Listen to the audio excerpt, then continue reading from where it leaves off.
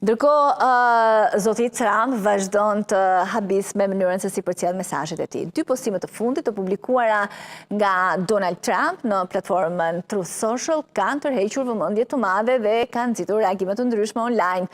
Në postimin e parë, Trump shpërndan një imazh simbolik ku shfaqet me mbishkrimin "The storm is coming, nothing can stop what is coming". Stuhia po vjen, asgjë nuk mund ta ndaloj atë që po vjen. Mesazhi i ngarkuar me tone dramatike dhe simbolike politike është interpretuar nga mbështetësit si një sinjal për zhvillime të rëndësishme në horizont, ndërsa kritikët e shohin si retorik të zakonshme mobilizuese.